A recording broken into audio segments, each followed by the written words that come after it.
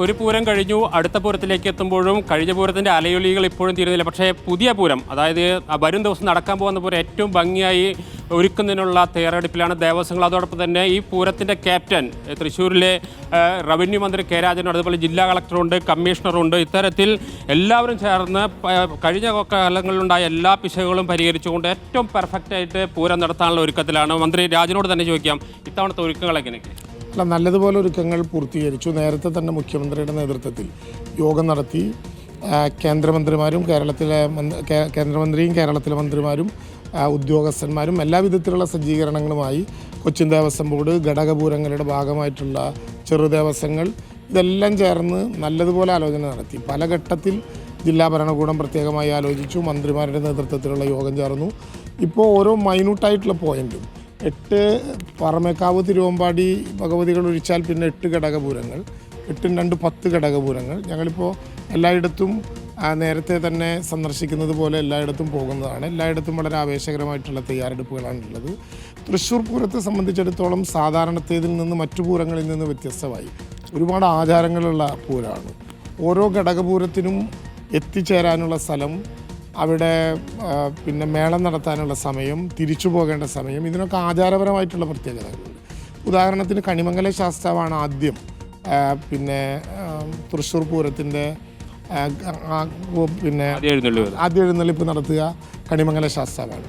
ശാസ്താവ് വെയിൽ വരുന്നതിന് മുമ്പ് വടക്കുന്നാഥനെ കണ്ട് തിരിച്ച് വരണം എന്നുള്ള ഒരു പൊതുധാരണയുള്ളത് കൊണ്ട് വളരെ നേരത്തെ തന്നെ നടക്കും. കണിമംഗലം ശാസ്താവ് അതായത് പൂര ദിവസം പുലർച്ചെ തുടങ്ങിയാൽ പിറ്റേ ദിവസം വൈകിട്ട് വരെ മന്ത്രി രാജനും വിശ്രമമില്ല. അല്ല, അതങ്ങനെ തന്നെ എല്ലാ വർഷത്തെയും പോലെ അങ്ങനെ തന്നെ 36 മണിക്കൂർ നീണ്ടു നിൽക്കുന്ന ലോകം കാണുന്ന ഏറ്റവും പ്രധാനപ്പെട്ട സിംഫണിയാണ്. ഇതുമായി ബന്ധപ്പെട്ട ഒരുക്കങ്ങളിൽ കഴിഞ്ഞ തവണ നമ്മൾ പ്രതീക്ഷിച്ചത്, കഴിഞ്ഞതിന് മുമ്പിലത്തെ തവണ നമ്മൾ കണ്ടിരുന്ന ഏറ്റവും വലിയ നമ്പർ 14 ലക്ഷമാണ്. ഇത്തവണ 18 ലക്ഷത്തോളം ആളുകൾ വരും എന്നുള്ളതാണ് പ്രാഥമികമായിട്ട് നമ്മളൊരു കാണുന്നൊരു കണക്ക്. വെടിക്കെട്ടിന് കൂടുതൽ ആളുകൾ നിർത്താനുള്ള സംവിധാനം. അതെ, വെടിക്കെട്ട് കഴിഞ്ഞ തവണത്തെക്കാൾ വ്യത്യസ്തമാണെന്ന് മാത്രമല്ല, രാത്രി പൂരം കഴിഞ്ഞ തവണ ഉണ്ടായിരുന്നൊരു പ്രതിസന്ധിയും പ്രയാസവും ഒക്കെ രാത്രി പൂരം വരുന്നതിനിടയിൽ തടയപ്പെടുന്നു എന്നുള്ളതൊക്കെയാണ്. ഇത്തവണ 2 മണി വരെ തൃശ്ശൂർ നഗരം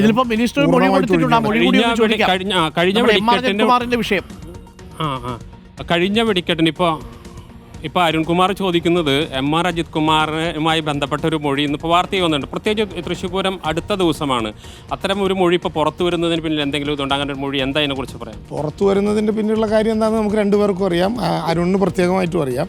ഞാനതിനെക്കുറിച്ച് പിന്നീട് പ്രതികരിക്കാം. ബാക്കി പത്രമാധ്യമ സുഹൃത്തുക്കളൊക്കെ ഇതേ കാര്യം തന്നെ ചോദിച്ചുകൊണ്ട് പ്രതികരിക്കാം. പക്ഷേ അരുൺ ഒരു കാര്യം ഉറപ്പിച്ചോ, കഴിഞ്ഞ തവണത്തെ ഏതെങ്കിലും പ്രശ്നങ്ങളിൽ ചൊല്ലിയല്ല ഇത്തവണ തൃശ്ശൂരിൻ്റെ പൂരം തൃശ്ശൂർ അതിഗംഭീരമായിട്ട് നടക്കും. ഒരു വിവാദവുമില്ലാതെ, ഏതെങ്കിലും വിധത്തിലുള്ള സ്പർദ്ധയില്ലാതെ അതിഗംഭീരമായി. അതിൻ്റെ അർത്ഥം നേരത്തെ ഉണ്ടായി എന്നല്ല, അത് ഞാൻ പിന്നീട് വിശദീകരിക്കാൻ. ഇപ്പോഴുള്ള പ്രശ്നം പൂരത്തിൻ്റെ ഒരു തരത്തിലുമുള്ള പകിട്ടോ അതിൻ്റെ ഗുണമേന്മയോ കളയാൻ തൃശ്ശൂർ തയ്യാറല്ല എന്ന് മാത്രമല്ല, ഇത്തവണത്തെ വെടിക്കെട്ടിൻ്റെ ഏറ്റവും പ്രധാനപ്പെട്ട പ്രത്യേകത, റിപ്പോർട്ട് കേരളത്തിനോട് പറയേണ്ട കാര്യം അതാണ്. സാധാരണ ഞാനൊക്കെ കോളേജിൽ പഠിക്കുന്ന കാലത്ത്, കാരണം ഞാൻ മാത്രമല്ല, ഞാനും ജെയ്സണൊക്കെ കോളേജിൽ പഠിക്കുന്ന കാലത്താണ് ഞങ്ങൾ നെഹ്റു മണ്ഡപത്തിൻ്റെ അടുത്തും കറണ്ട് ബുക്സിൻ്റെ മുമ്പിലും ഒക്കെ നിന്നിട്ട് വെടിക്കെട്ട് കണ്ടിട്ടുള്ളത്. അതിനുശേഷം പല കാരണങ്ങളാൽ നഗരത്തിലേക്ക് പ്രവേശിക്കാനാകാതെ ബാരിക്കേഡിൻ്റെ പിന്നിൽ പോലും നിൽക്കാൻ പറ്റാത്ത വിധത്തിൽ ഒറ്റപ്പെട്ടു പോയിട്ടുണ്ട്. ഇത്തവണ പത്തായപ്പുരം മുതൽ കറണ്ട് ബുക്സ് വരെയുള്ള ഒരു വലിയ ദൂരം സാധാരണ നിലയിൽ സ്ക്വയർ ഫീറ്റിൻ്റെ കണക്കെടുത്താൽ 18,000 പേർക്ക് നിൽക്കാം. സ്ക്വയർ ഫീറ്റിൻ്റെ കണക്കല്ല തൃശ്ശൂരിൽ ഓരോ സ്ക്വയർ ഫീറ്റിലും നാം കരുതുന്നതിനേക്കാൾ എത്രയോ കൂടുതൽ ആളുകൾക്ക് നിൽക്കാം. അങ്ങനെ നോക്കിയാൽ 20,000-ലധികം ആളുകൾക്ക് സ്വരാജ് റൗണ്ടിൽ ഇറങ്ങി നിന്ന് വെടിക്കെട്ട് കാണാൻ കൂടി അവസരം ഉണ്ടാക്കുന്ന ഒരു പൂരാണ്. പോലീസ് നല്ല തയ്യാറെടുപ്പ്, 4,000-ലേറെ പോലീസുണ്ട്. ഒരു കാര്യം ഉറപ്പിച്ച് പറയാം, ആളത്തടുത്തും ബാരിക്കേഡ് കെട്ടിയും വടം കെട്ടിയും പൂരം ഗംഭീരമാക്കലല്ല.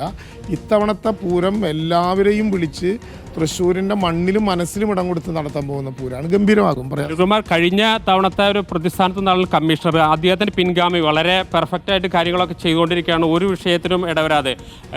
പിന്നെ ഇത്തവണ ഇപ്പോൾ മിനിസ്റ്റർ തന്നെ പറഞ്ഞു ബാരിക്കേഡ് കെട്ടിയിട്ടുള്ള നിയന്ത്രണമല്ല, പോലീസ് വളരെ പെർഫെക്റ്റായിട്ടും ചെയ്യുന്നത്. എന്താണ് അതിൻ്റെ ഒരു?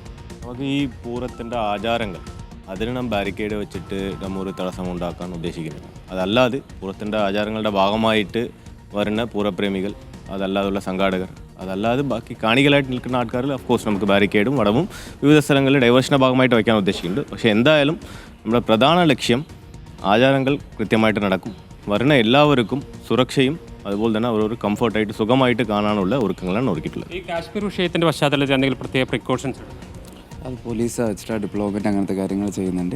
ഇപ്പോൾ കമ്മീഷണറും മിനിസ്റ്ററും പറഞ്ഞ പോലെ തന്നെ ഇപ്രാവശ്യം പൂരം കാണാൻ വരുന്നവർക്ക് ഏറ്റവും നല്ലൊരു അനുഭവം സമ്മാനിക്കുക എന്നുള്ളതാണ് ജില്ലാ ഭരണകൂടം ഉദ്ദേശിച്ചിട്ടുള്ളത്.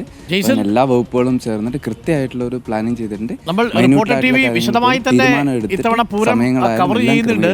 എന്തെങ്കിലും സർപ്രൈസുകൾ ഉണ്ടോ എന്ന് മിനിസ്റ്ററോടൊന്ന് ചോദിക്കാം ഇത്തവണ. എന്തെങ്കിലും ഇത്തവണ നമ്മൾ നന്നായിട്ട് കവർ ചെയ്യുന്നത് എന്തെങ്കിലും സർപ്രൈസ് ഈ പൂരത്തിനുണ്ടോ എന്നാണ് അരുൺകുമാർ ചോദിക്കുന്നത്. പൂരത്തിന് എല്ലാ തവണയും സർപ്രൈസ് ഉണ്ടാവും, അത് ആ സമയത്തെ പൊട്ടിക്കുള്ളൂ. ഏറ്റവും പ്രധാനപ്പെട്ട സർപ്രൈസ് കുടമാറ്റായിരിക്കും. തിരുവമ്പാടിയും പാറമേക്കാവും എത്ര ചൂടുന്ന് താഴത്തേക്ക് ഇറങ്ങിപ്പോയാലും അപ്പം നിങ്ങൾക്ക് കാണാൻ പറ്റുന്ന ഒരു സർപ്രൈസ്. ചിലത് ഞങ്ങൾക്കറിയാം, ചിലത് ഞങ്ങൾക്ക് പോലും അറിയാതെ ആ ഘട്ടത്തിൽ ഉയർന്നു വരും. പൂരത്തിനുണ്ടാകുന്ന ഏറ്റവും പ്രധാനപ്പെട്ട സർപ്രൈസ് എപ്പോഴും കുടമാറ്റവുമായി ബന്ധപ്പെട്ടായിരിക്കും. എപ്പോഴും മാറ്റങ്ങൾക്ക് വിധേയമാകുന്ന ഒരു കാര്യം കുടമാറ്റവുമായി ബന്ധപ്പെട്ട സംവിധാനങ്ങളായിരിക്കും. അത് ചമയ പ്രദർശനം ഇപ്പോൾ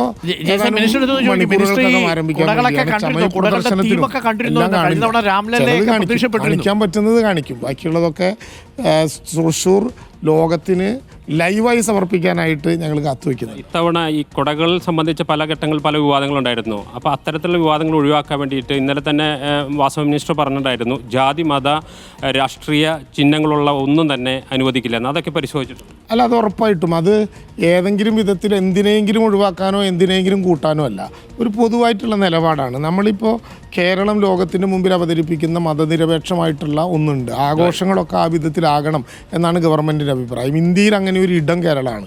അതുകൊണ്ട് ഈ പൂരത്തെ കണ്ട് തയ്യാറാക്കിയതല്ല, നേരത്തെ തന്നെ പൂരങ്ങൾക്കുള്ള ഒരു പൊതു തീരുമാനം എന്ന നിലയിൽ ഏതെങ്കിലും വിധത്തിലുള്ള മതസ്പർദ്ധ വളർത്തുന്നതോ ആളുകളെ പ്രകോപിതരാക്കുന്നതോ ആയ വിധത്തിലുള്ള ഒന്നും പ്രദർശിപ്പിക്കാൻ പാടില്ല എന്ന് എല്ലാവരുടെയും അംഗീകാരത്തോടു കൂടി തീരുമാനിച്ച ഒരു കാര്യം ഉറപ്പാണ്, ഇത്തവണ പോലീസ് പൂരമല്ല, പൂരം ജനങ്ങളുടെ പൂരമാണ്. കഴിഞ്ഞ കുറച്ചു കാലങ്ങളായിട്ട് ഉയർന്ന ആരോപണങ്ങൾക്കെല്ലാം പരിഹാരം ഉണ്ടാക്കുന്നു. മിനിസ്റ്റർ പറഞ്ഞു, കളക്ടർ പറഞ്ഞു, കമ്മീഷണർ പറഞ്ഞു. ഏറ്റവും ഭംഗിയായി നടത്താൻ വേണ്ടിയുള്ള ഒരുക്കങ്ങളെല്ലാം പൂർത്തിയായിരിക്കുന്നു. പൂരം കഴിഞ്ഞ തവണ ഏറ്റവും മനോഹരമായിട്ട് നമ്മളാണ് കൊടുത്തത്.